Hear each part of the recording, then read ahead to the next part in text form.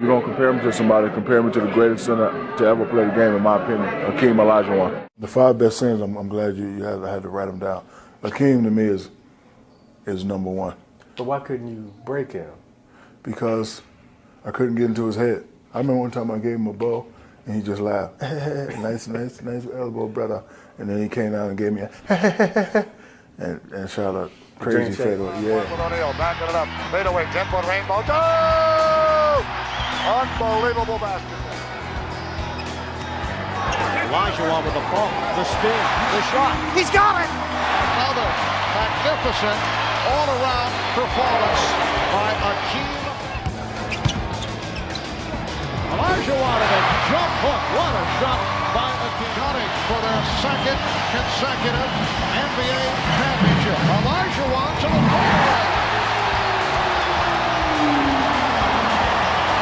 26 for Hakeem.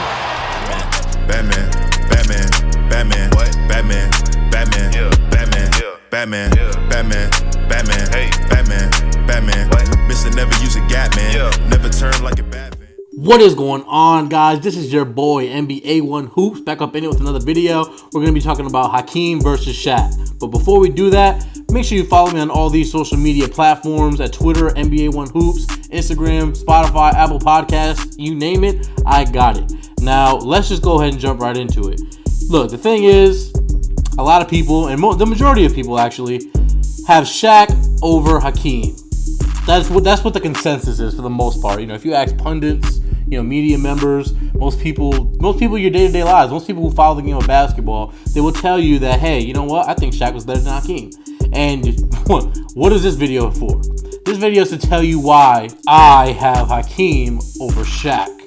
And let's just go ahead and jump right into it. Now, the first reason why I have Hakeem over Shaq is very, very simple. And it's a matter of the competition that Hakeem Olajuwon faced in his prime. Now, Hakeem came into the league in 1984, same year as Michael Jordan, and his prime was about in the mid-early 90s. And during that time, he went up against centers like David Robinson, Shaq himself, Patrick Ewing, other big men like Karl Malone, Mark Eaton, you name it. Look, there was just tons of great centers at that position. It's considered by many to be the greatest era of big men in NBA history. And conversely, when you look at it, people like to say that Shaq's prime years were during his Laker days. So from about 98 to about 2003, 2004, most people would say that's his prime. Now, the difference is when Shaq was in his prime, Hakeem was out of it. And by the way, when I say Shaq was in his prime, I'm referring to what most people would say. Most people believe Shaq's prime was on his Laker days. And when Shaq was in those Laker days, there was no true elite big men anymore. I mean, the best big man he went up against was probably Mutombo in the NBA Finals. I mean, you know, he went up against the Pacers. You know, he went up against the Nets in the finals. There wasn't really another elite all-time great center that Shaq had to face, you know, in the heart of his prime, or prime, I should say, quote-unquote, based on what other people believe his prime was. Now, another reason why I have Hakeem ahead of Shaq and why I think he's a better basketball player is simply because of the defensive end of the court. Defensively, it's really not even close. It's actually a complete wash. Hakeem is just the far superior defender compared to Shaq, and they're really not even in the same league. Now, on the screen, I have everything that you need to see right there for you. Career steals per game, Hakeem leads. Career steals per game in the playoffs, Hakeem leads. Career blocks per game, Hakeem. Playoffs, Hakeem. Defensive win shares for their career, Hakeem. Now, in terms of the playoffs, the reason why there's question marks next to the playoff defensive win shares is simply because even though Shaq's is higher, Shaq played longer than Hakeem did. And defensive win shares is a stat that accumulates over time. So the longer you play, you know, the more you'll have. And because Shaq did play longer, that is why I put a little question mark next to it. So yeah, technically he does have more, but technically he doesn't. Because if you put him under the same time constraints, Hakeem did have more. So I just wanted to explain that. Career defensive rating, Hakeem. I mean, playoff defensive rating, Hakeem. So there's really no way you could say Shaq was a better defender. I understand Shaq was bigger, but just because you're bigger doesn't mean you're automatically a better defender. Shaq himself even admitted in his Hall of Fame speech that he never really cared too much about defense. Hakeem is just the far superior defender. Now let's take a look at defensive accolades. You know, the awards that they accomplished for their, you know, defensive abilities. Defensive Player of the Year, Hakeem only has 2 more than Shaq, so it's close.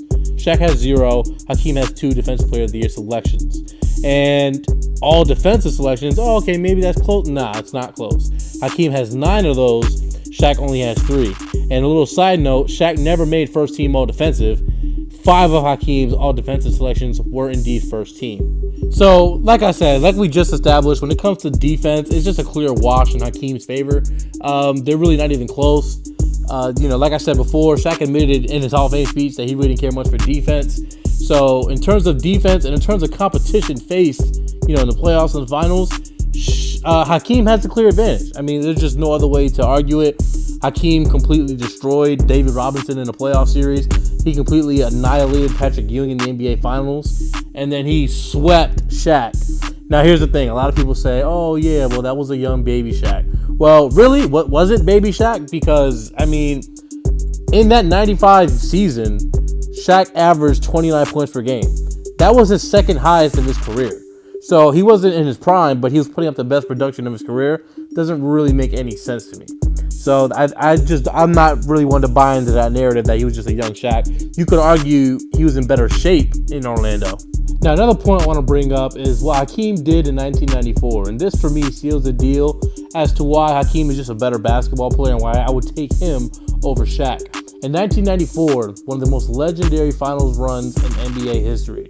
What Hakeem did as a center was just simply ridiculous. Hakeem Olajuwon led his team in every single statistical category for the entire playoffs as a center. That includes points, rebounds, assists, steals, and blocks. He had no help from his teammates as far as accomplishments. So none of his teammates made the All-Star team. No teammate made the All-NBA team. No teammate made an All-Defensive selection that season. His second leading scorer on the team throughout the regular season was Otis Thorpe at about 14, and throughout the playoffs it was Vernon Maxwell at about 13. Okay, his opponents, he beat great opponents. He beat the Trailblazers, the 47-win Trailblazers in 4 games. He beat the Suns, who were technically favored to make the finals again because they had made the finals the year prior, in 7 games. So he beat the 56-win team Suns, led by Charles Barkley, in 7 games. He beat the Utah Jazz 4-1. And in the NBA Finals, he beat the New York Knicks in 7 games. And mind you, like I said, he did this as a center, averaging about 29 points per game, 12 rebounds. He did it all. And that was one of the most legendary playoff runs we've ever seen from any player ever. Now, how about Shaq? What did Shaq do? Well, on his side, in 1998, when he was a Los Angeles Laker and what most people consider his prime, he got swept out of the playoffs by Stockton and Malone. That same Stockton Malone that right here Hakeem beat damn near single-handedly in 5 games. Hakeem Olajuwon in his second season made it to the NBA Finals, and in the road to the NBA Finals, he beat the Showtime Lakers. And why am I bringing all this up? I'm bringing all of this up to show you guys that Hakeem was just simply the better leader. He was a better basketball player. He was much more skilled. He was way more committed to the defensive end of the basketball. He's just a better basketball player. Yes, was Shaq more dominant? Was he stronger? Did he bulldoze through people? Yeah, exactly. I mean, definitely. That's not even up for a debate. But the question isn't who's more dominant. The question is, who's the better basketball player? And in my view, it's quite easily Hakeem the Dream. And let me just go ahead and lay it all on the screen for you. That way it's nice, simple, straight to the point. Number 1, Hakeem is the much better leader. He led his team to the finals in the second year of his career with Rolf Sampson, and he beat the Showtime Lakers. Number 2, Hakeem is the way better defender. I've showed you guys on the screen earlier.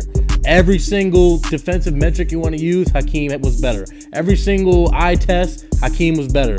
Every single defensive accolade, award that you could win, Hakeem was better. Number 3, Hakeem was the much more skilled basketball player. He's arguably the most skilled player in NBA history, and he didn't rely on just being bigger than his opponents. Shaq, for the most part, was just so much stronger than everyone else that he kind of just used his size and his girth and just, dominated and dunked on people. But Hakeem was much more skilled. He developed skills that could actually last a long time in the NBA. Hakeem took better care of himself. That's the 4th reason. Shaq, wanted to eat burgers and didn't show up. He showed up to practice out of shape. This 5th reason is because Hakeem, in his prime, dominated many great centers. People would say the 90s is the greatest era of big men. You had people like Hakeem, obviously.